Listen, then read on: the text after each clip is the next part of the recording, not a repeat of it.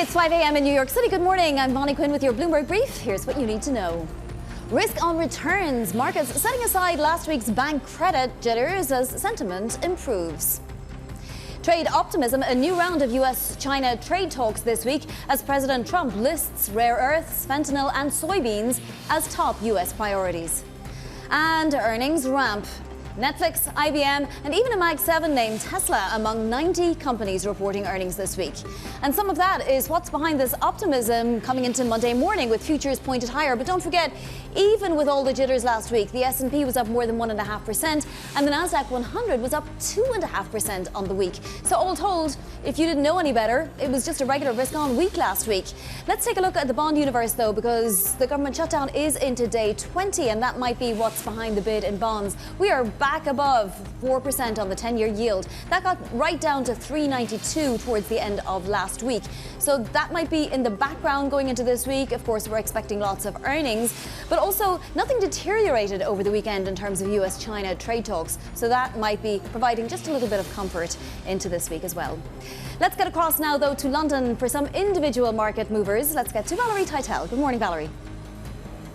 Good morning, Bonnie. Let's start with a check on Boeing. The regulator, the FAA, is allowing them to produce more of those 737 jets, and this could be marking quite maybe a turnaround for the plane maker that has suffered from a series of crises. Boeing shares up 1.3% in the pre-market. Remember, those restrictions from those FAA on the 737 production have been in place since late last year after that window blew out on that Alaskan Airlines flight back in January 2024. Let's move on to perhaps the energy trade around the AI boom. Liberty Energy, traditionally an oil fracker, has announced a plan to come up with 1 gigawatt of capacity through 2027. This stock was up nearly 28% on Friday's trade. It is gaining again in the pre-market, up 6.5%, really on the back of this power generation business that it has that not only powers oil fracking services, but also powers data centers. Lastly, let's get a check on Beyond Meat. This one is becoming a target of a retail frenzy after the stock dropped around 70% last week after a debt swap erased a lot of shareholder value. It is up 70% in the pre-market. Bonnie, actually the most active stock traded in the pre-market so far as it becomes the target of a retail frenzy. Bonnie? Wow, all of $1.11 there. Valerie, thank you so much. That's Valerie Teitel in London. And later this hour, we're going to be speaking with Paul Donovan of UBS on the Fed's labour market concerns as this government shutdown enters day 20. But first, over in the Middle East, Israel has launched strikes against Hamas in Gaza on Sunday after accusing Hamas of a lethal Palestinian ambush that left 2 Israeli soldiers dead. Bloomberg's Paul Wallace joins us now from Dubai. Paul, how fragile is this ceasefire? Is it close to maybe collapsing permanently? Hi, Bonnie. It certainly is fragile and it's very messy. However, the US and others who were part of getting this deal agreed to in the first place have said that this was just to be expected. In the last 12 hours or so, we've heard from J.D. Vance, the US Vice President, and Trump himself. Both of them say the ceasefire is holding, and both of them have essentially said that what we saw over the weekend was always going to happen and that both sides must still continue to stick with the agreement and ensure that the ceasefire is sustained and turns into a formal peace for Gaza and ends this 2-year war between Israel and Hamas. There's still a lot that could go wrong. As you mentioned, 2 IDF soldiers were killed over the weekend. Interestingly, Hamas, or the main body of Hamas, said it didn't have anything to do with that, and it thinks that they were sort of some cut-off fighters in Rafah in the south of Gaza that were responsible.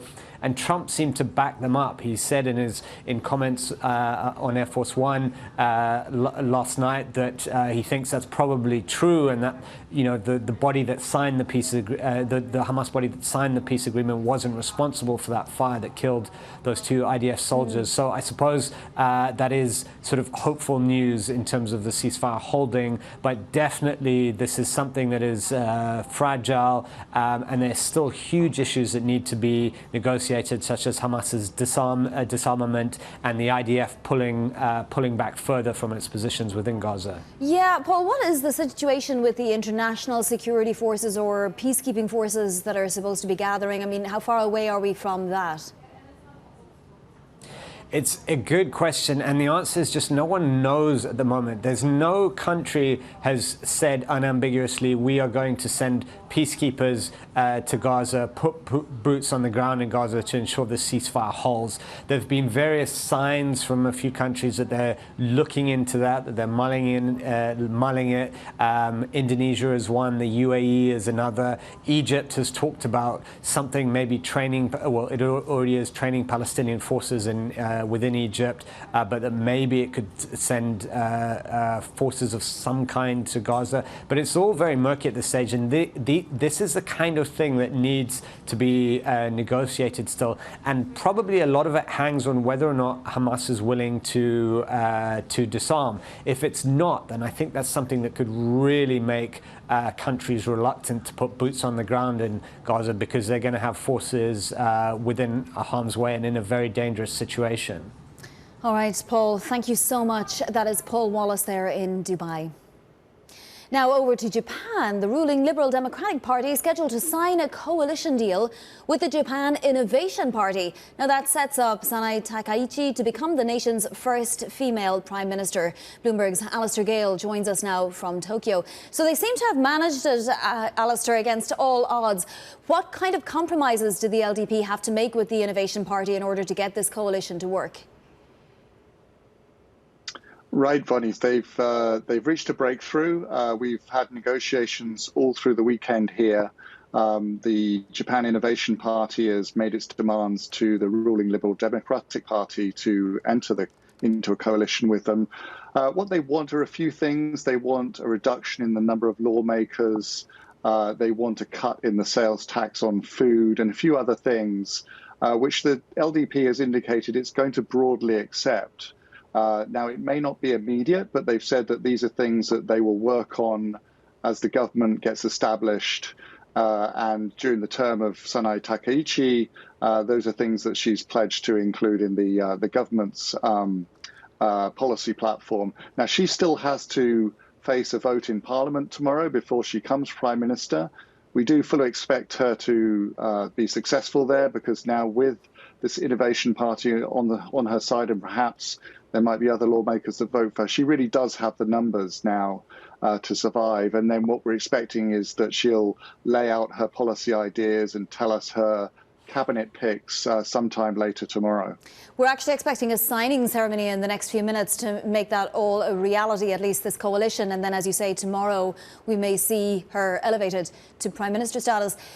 What are the markets doing in terms of reaction? So the markets were, pretty friendly, let's say, towards Sanae Takaichi prime ministership. Is that still the case? Well, it depends which asset you're talking about. Of course, the Nikkei 225 has reached another record today. It's part of the so-called Takaichi trade, which is really to buy stocks, sell the yen and sell bonds.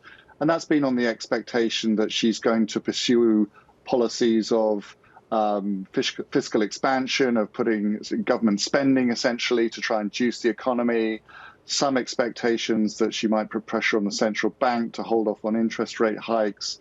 She's been dialing some of those expectations back in the last few days, but still people expect that this is good for the stock market. She does believe that there needs to be government money involved in helping the economy grow faster. So yes, the stock market in particular has been excited about her becoming Prime Minister. Alistair, thank you so much. That is Alistair Gale in Tokyo. And now let's move across to China, where the Communist Party kicked off its fourth plenum in Beijing. Bloomberg's Alan Wan joins us now from Shanghai. So we'll get to the economic data that came out in just a moment, Alan, but I want to ask you what investors are anticipating from this fourth plenum, the sort of medium-term outlook for China, and whether the current situation will impact it at all. Yeah, the fourth plenum is taking on added significance this year, just because it's a week before President Xi's scheduled meeting with Trump at the APEC silence of APEC in South Korea.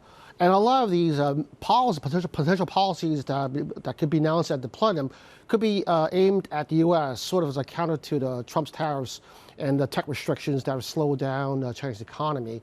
I'll probably name 4 possible policies that investors are looking at. Number 1 is Xi's anti-involution campaign, whether or not more measures will be undertaken in order to curb overcapacity and end deflation. Another measure is basically what else will China do in order to reduce the country's reliance on Western technology, perhaps more investment in semiconductors and robotics. A third, domestic consumption. We've heard this quite a bit over the last year or two, but it takes on added importance this year just because we're seeing China's exports seeing a global backlash in the U.S. and Europe, and domestic consumption in China is also flying as well. Retail sales numbers that came out today showed, retail sales data growing at a slow pace since November. And we know after the National Day holidays that consumer spending was quite tepid. And lastly, investors are hoping to see maybe efforts to promote the usage of the international usage of the yuan in order to sort of mitigate some of the weakening effects of tariffs and other restrictions that the U.S. has imposed on China. Yes. All right. Well, Alan, we will come back to that conversation about the economy growing, the GDP growth in Q3 slowing, but by a little less than expected at 4.8%. That's Alan Wan in Shanghai. Here in the U.S., though, President Trump curating a list of top trade demands for China. One of the things I want is China's going to buy soybeans. I want China to stop with the fentanyl. Very, normal things. I don't want them to play the rare earth game with us. This, as Treasury Secretary Scott Bessent says the U.S. and China will hold talks later this week. For more, Bloomberg's Brendan Murray joins us now. Brendan, we knew these were the top 3 issues. What progress can be made if the U.S. doesn't give China something in return?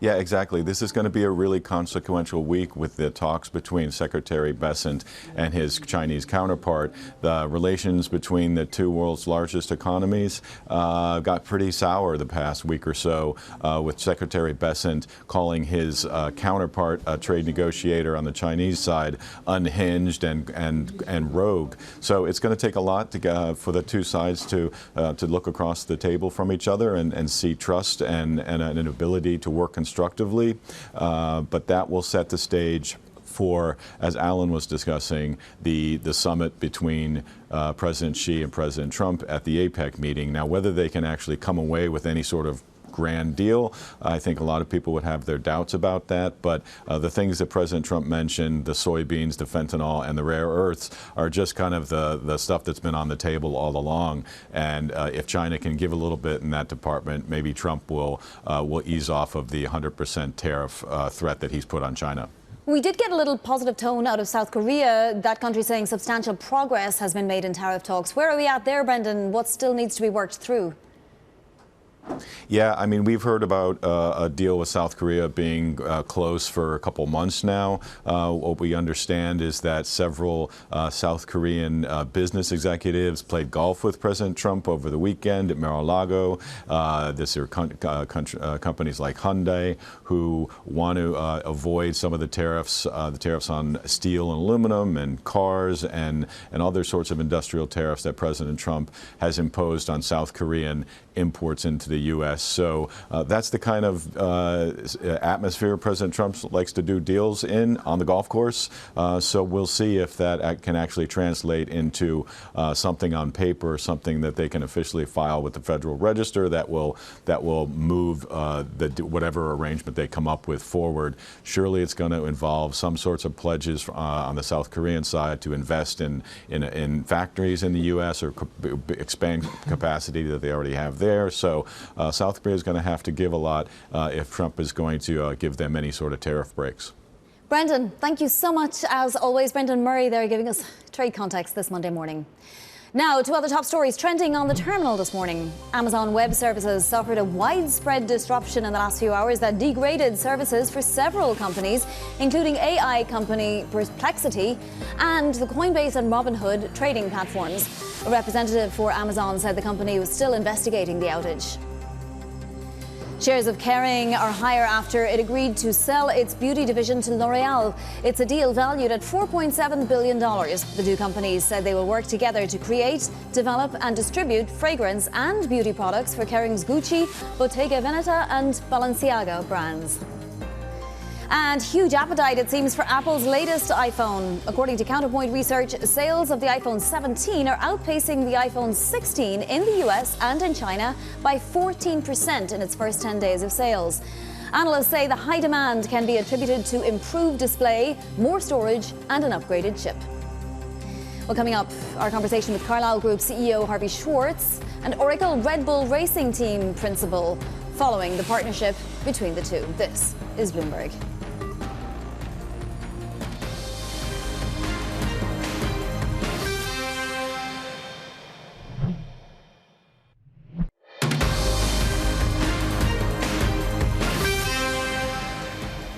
This is Bloomberg Brief. I'm Bonnie Quinn in New York.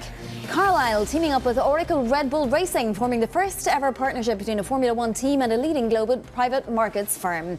Bloomberg's Danny Berger spoke with Carlyle Group CEO Harvey Schwartz and the head of the racing team on the heels of the announcement. The last 30 years, you've seen a remarkable development of private markets. Private markets are really the primary source of capital for many companies. As that capital continues to grow, the market has just evolved to a place where wealth, retail, the breadth of what we do globally is just evolved also. And this is just part of the natural evolution. While it might feel unique now, I think it's actually not revolutionary at all. It's really just quite evolutionary. And why move that way with Red Bull specifically? Well, that was pretty easy. Everything about Oracle Red Bull Racing is about performance, execution, excellence. So that part was very easy to see and very easy to relate to as a firm. The sport, F1, is also global and growing dramatically, as we know, as are private markets. And so that all aligned. What made this really special was when Laurent and I spent time together, the team spent time together, and there was almost like this sort of very, uniquely natural affinity where we all just became best friends really quickly. And so, hey, it's got to be fun too, but it is about performance excellence first and foremost. I was going to say, Laurent, given what Harvey is saying, that the finance world in general has been more interested in sport, more interested in F1. Have you been fielding a lot of calls before this partnership from Harvey's peers who wanted to get in like he did? You know, in reality, no. It felt very natural straight away with Carlyle, with Harvey. It's this moment where you realize that the person you are talking with are the best at what they do in the world. And we feel we are quite good at what we do. And what we see with our partners is that we go and try to partner with companies that are the best at what they do. And we had a lot more points of connections. We had these performance obsessions. We have this data-driven approach in our very different business. But together with that quest for perfection in everything we are doing, it felt like a very, very natural connection. To be fair, Harvey, there have been some outspoken critics about the move for private capital to do sponsorships, to get invested in sports. Josh Easterly of Sixth Street said at a conference a couple weeks ago, it's representative to him that firms are more concentrated on fine-tuning their brand than on the returns themselves. What do you say to that criticism? Our business is exactly the way Laurent just described it. It's first and foremost always about performance. Performance drives everything. If you have performance, you have success. Again, you think about everything they do at Oracle Red Bull Racing, it's all oriented around success. When he references data, we think about data. It's different data, but these are organizations driven around performance excellence. If you don't have performance, you don't have success. In terms of the partnership here, yeah, this is important to be able to reach a global audience. You mentioned sport before. There's a real desire in the world for people to come together around sport, and this is truly one of the fastest growing sports in the world. That was part of Danny Berger's conversation with Carlyle Group CEO Harvey Schwartz and Oracle Red Bull Racing Team principal Laurent Mekies. Coming up, a look at what else is making headlines in your front page news. That's next. This is Bloomberg.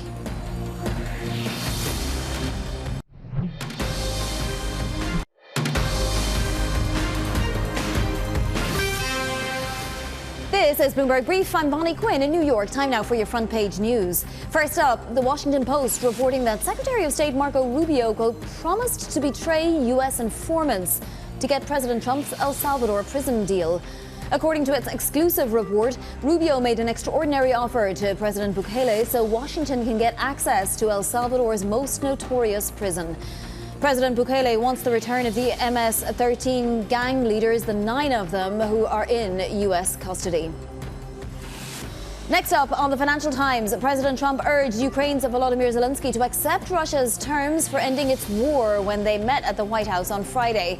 Trump warned that Putin had said he would, quote, destroy Ukraine if it didn't agree. According to sources, the meeting between Trump and Zelensky descended many times into a shouting match. And on the Wall Street Journal, stolen royal jewels in a heist at the Louvre. A group of thieves burst in through a window of a gilded gallery on the second floor and made off with 8 pieces of jewellery. This included an emerald earring and an emerald necklace that at one time belonged to Empress Marie-Louise. Let's take a look at those markets now as we head into a Monday that seems to be a little bit risk on once again. We have futures pointed higher for the session. We also have that 10-year yield back above 4%. Treasuries bid as this shutdown continues into day 20. And then gold is higher too, though it's pretty flat. Wondering if Diwali will make the end of that rally appear this week. Coming up, we're going to speak to UBS Chief Economist Paul Donovan.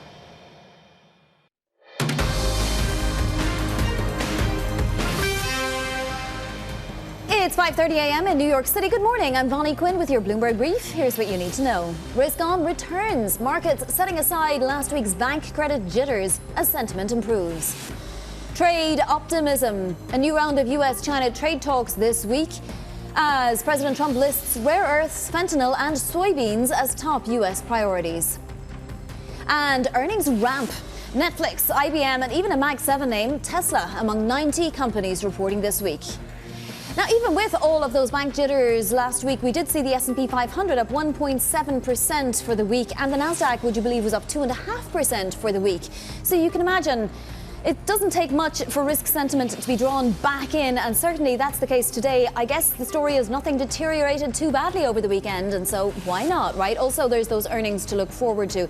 We have S&P, Nasdaq and Russell 2000 futures all pointed higher. Plus, we're of course getting closer to that FOMC meeting, and we're in a blackout period, so no Fed representative can throw water on this party. Let's take a look at the bond universe, though, because we did see a bid into treasuries, bringing that 10-year yield right back above 4%. Where it was at the beginning of last week, but certainly wasn't at the end of last week. It was down to 392 at one point. Day 20 of that government shutdown. Gold pretty flat today, although we are still above 4,200. Will that rally slow after the Indian holiday Diwali? That is one of the questions we're considering.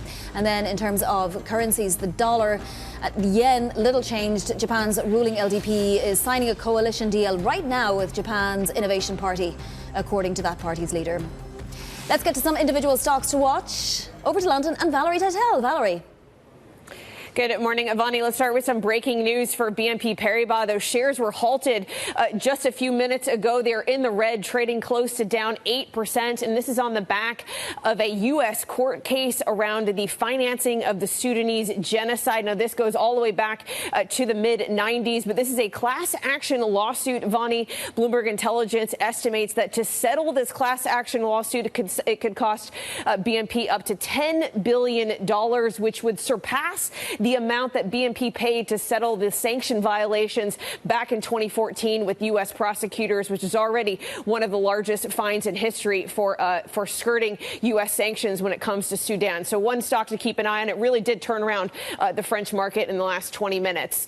Moving on to Boeing, this is a regulation from the FAA. It's going to be allowing them to produce those 737s again. 42 planes a month is what the FAA says they can now do. Boeing shares is up 1.3%. The restrictions on the 737 were in place from the FAA after a series of crises, one of those being that Alaskan Airlines flight that lost a door. So this is good news for Boeing that it's working together with the regulators to get production on track. Lastly, meme stock frenzy has begun for Beyond Meat. This move might be a little beyond comprehension. The share is up nearly 60%. This comes after a debt swap last week erased a lot of shareholder value. The price went below $1 per share and has now attracted a lot of attention from retail trading names. It actually is now the hottest stock, the most volume traded stock in the pre-market so far this morning. Vonnie? We will certainly watch out for volatility in that name today. Valerie, thank you so much. Valerie Teitel there. Paul Donovan of UBS seeing the Fed to continue to prioritise labour market concerns over inflation. But he writes this: the lack of a functioning US federal government means this economic analysis depends on dubious quality data, private sector polls and potentially distorted anecdotal evidence. Paul Donovan is chief economist at UBS Global Wealth Management and joins us now. Just how concerning is it that the Fed is flying blind except for this data that you say is really of dubious quality, Paul? Well, I think the Fed is taking a big picture view. It's looking at the longer term trends and frankly, perhaps has moved a little bit away from this hyper data dependency that Fed Chair Powell has favored throughout his tenure. And that, frankly, is not a bad thing. To take a big picture view of the economy is not a bad idea. The Fed is going to have the September consumer price inflation data, though, because that will have to be published. It's due out on Thursday of this week. And so that's going to give us a little bit of insight into what is going on. There is some insight into the labour market data from the state level initial jobless claims. But even the Beige Book did seem to be tainted by political bias this time around in some of the commentary. So the anecdotal evidence is not really something the Fed should be leaning on too heavily. Paul, does it appear to you that there might be a shock waiting for us out there on either side of that mandate? I think that we're probably going to avoid shocks either way. I mean, economists are expecting inflation to peak sometime late first quarter, early second quarter, as the tariff effects work their way down supply chains to the consumer. But we know that that's coming. We know that that's a one-off shock. And as long as the profit-led inflation and other second-round effects are contained, not likely to get too many surprises there. The labour market is more vulnerable because here what we are seeing is this no hiring, no firing phase, which has been pretty much in place all year. If we see a break, then the labour market is the more vulnerable because it is fragile. And if we were to suddenly see firings taking place, then with the associated fear of unemployment rising, that would be something the Fed would be a lot more concerned about. But this is why they're cutting rates. It's an insurance policy against that rather brittle labour market situation, just to make sure that we don't get it fracturing, we don't get this firing round coming in. That's why they, I think, are coming in with the rate cuts at the moment. It'll be interesting to hear if Fed Chair Jay Powell refers to it as, once again, another insurance cut. Paul, as you point out in your note today, we're now into the third longest government shutdown in history. At what point do we see economic impacts to the extent that often we see a bounce back from these things? Well, so this is tricky. Because, of course, what happens normally with a shutdown is you get the brief period of depression, and then you get the bounce back as the workers come back pay is paid. To the extent that some workers, federal workers, are losing their jobs, that bounce back is a little bit more muted. That is certainly the case. The fact that the shutdown is dragging on also means, of course, that families will be using savings to tide them over. Maybe they have to dig quite deep into those savings. That may make them more nervous about the future. You might get, again, a little bit of a restraint on the bounce back when it happens.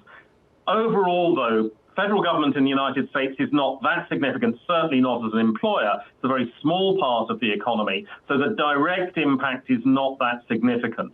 If, however, we are seeing associated areas of the economy affected because they can't get government grants, because they've got problems in terms of tourism being affected, things like that, that does become more troubling. And so, again, the longer that goes on, the more second-round effects, not directly coming from the shutdown, but the secondary effects, become a bit more serious. definitely continuing this week anyway. So, Paul, just to wrap it all up and together, what's the right level, if I can put it that way, of the 10-year right now to be pricing in all of these concerns? Well, the 10-year has got a lot to think about, as it were, because obviously you have the possibility of the growth slowdown coming through. You've got, on the other hand, a large fiscal deficit, which isn't going anywhere. The uncertainty about what's going to happen with tariff revenue. If the Supreme Court rules against some of these tariffs, money is going to have to be paid back to American taxpayers. All of a sudden, a bit like a tax rebate in that sense, but not so good for the Treasury market. And then you've got the issues around international demand for Treasuries as well coming through. So it's a very uncertain period. And I think what we're going to end up with is a certain amount of choppiness in terms of the Treasury yield. We'll be seeing moves up and down as these different factors dominate the media headlines. That will move the market one way or another. Overall, I'm inclined to think that the Treasury yield can come down a bit over time. I think that we will be moving through the inflation spike first quarter of next year. The Fed will still cut rates further. That will perhaps reassure the bond market, but it's not going to be a smooth ride because of all these other factors and noise around the Treasury market. OK, a word to the wise there. Paul, thank you so much. That is Paul Donovan of UBS Global Wealth Management. Always good to speak with you. Now on to other top stories trending on the terminal this morning. Israel launched strikes against Hamas in Gaza and reportedly suspended all aid shipments Sunday. That's after it blamed Hamas for a lethal Palestinian ambush that left 2 soldiers from the IDF dead. Japan's ruling Liberal Democratic Party is expected to be signing a coalition deal with the Japan Innovation Party. The move would set up Sanae Takaichi to become the country's first female prime minister. French bonds declining after S&P downgraded its sovereign credit score. The surprise downgrade, perhaps, is the latest blow to French debt. France has lost its AA rating at 2 of the 3 major credit rating agencies in little over a month. Coming up, more on President Trump's top trade demands on China. Next, this is Bloomberg.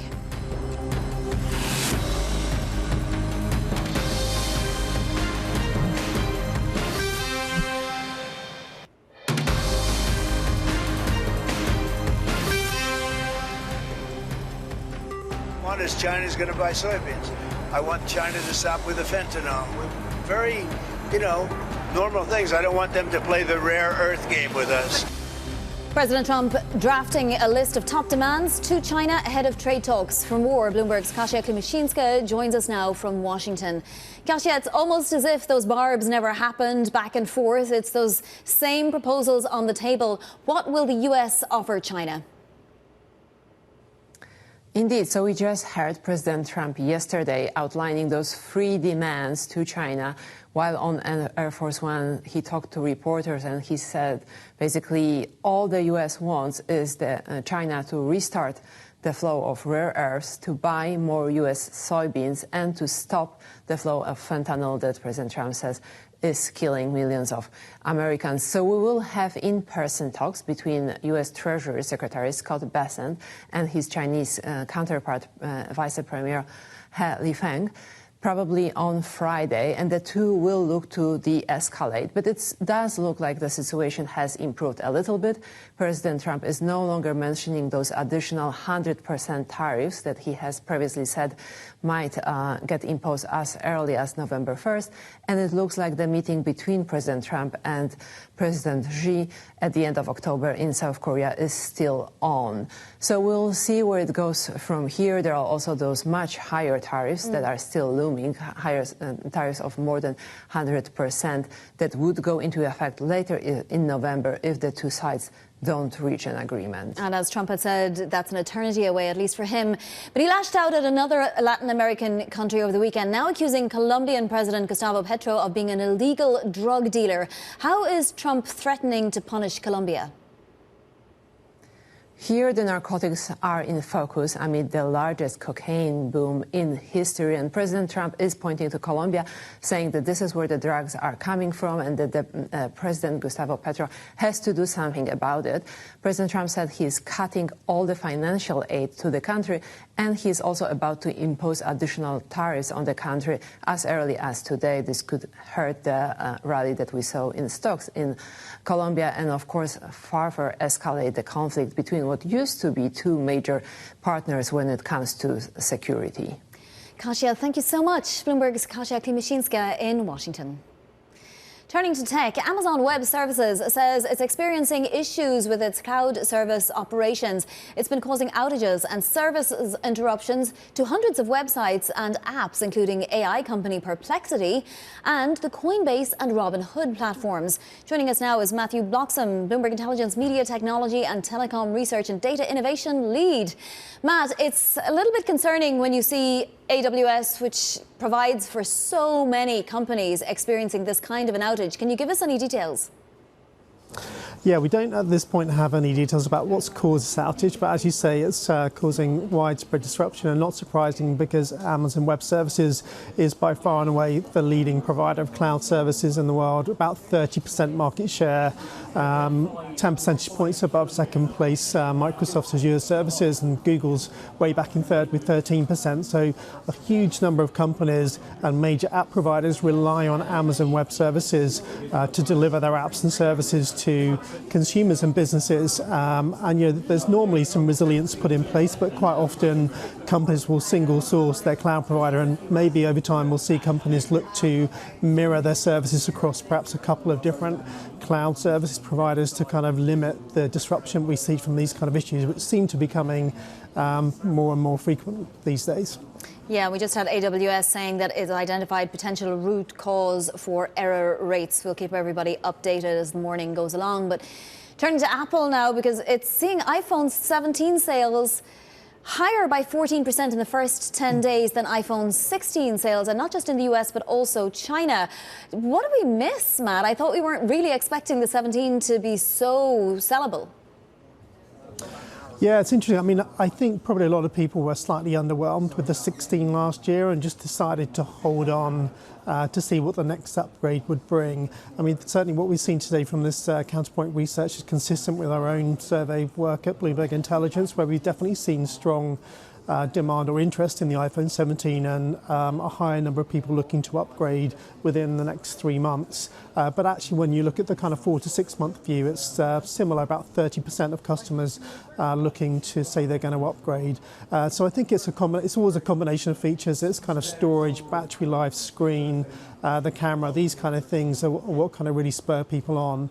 And certainly our own survey research kind of is consistent with what we've heard from Counterpoint today, that there's interest both in the iPhone 17, the base level, but also very strong interest in the Pro and the Max models, the most expensive models. In our research, about 46% of Apple customers planning to upgrade said that they were going to go for those expensive models. Only 5% said they were going to go for the new iPhone Air. So perhaps that product's got some way to go before it kind of really convinces consumers it's got a place in the lineup. And apparently a big cohort were upgrading for the first time since the pandemic. Fascinating.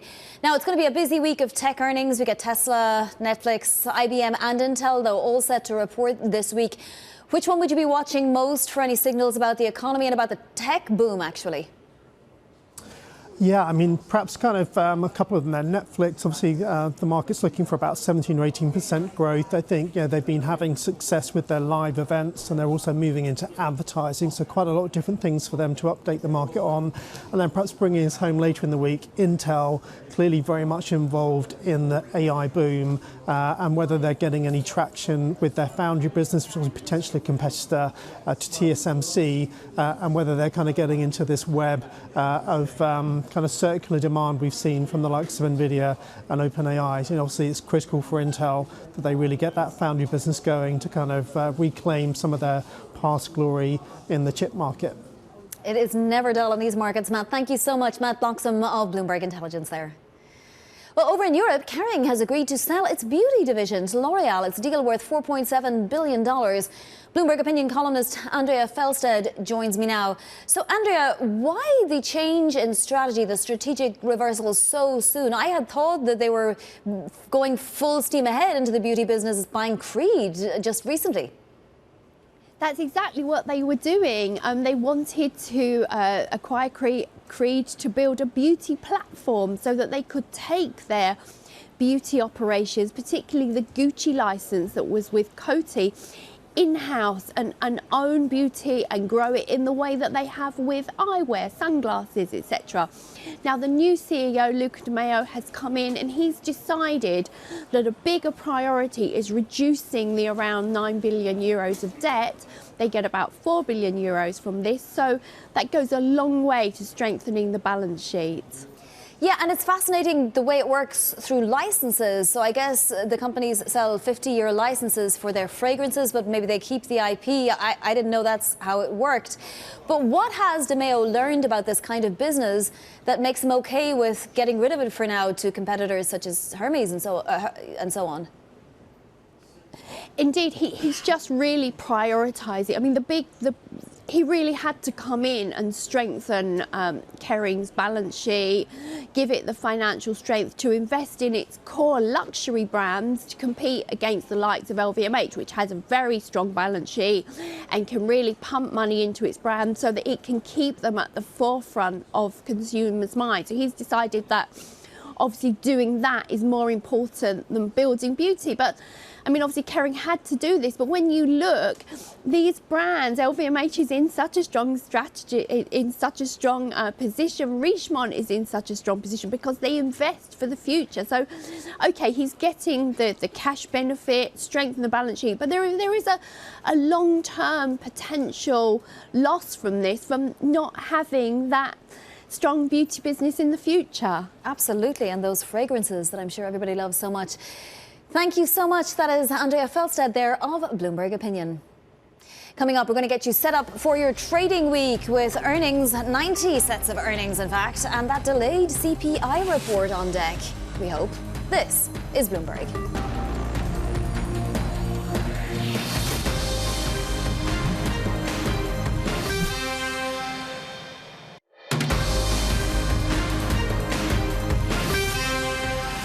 This is Bloomberg Brief. I'm Bonnie Quinn in New York. Now, a look at what's ahead this week. So, 90 sets of earnings. Netflix and GM coming on Tuesday.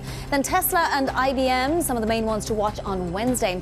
And we, of course, wrap up the week with that delayed CPI report from September on Friday. Fingers crossed. It looks like it's going to happen. Let's take a look at some movers now before the bell. Amazon is actually down slightly, just about 0.25% now. Things seem to be improving, but it did report widespread AWS services disruption, and it hit all sorts of financial consumer sites. Even the AI company Perplexity said that it was affected. So that's going to be something to watch throughout the day. Bitcoin-related and crypto-related stocks generally rallying right now, as you can see. Mara Holdings up 4.4%, but you could look at Circle or Coinbase or any of them.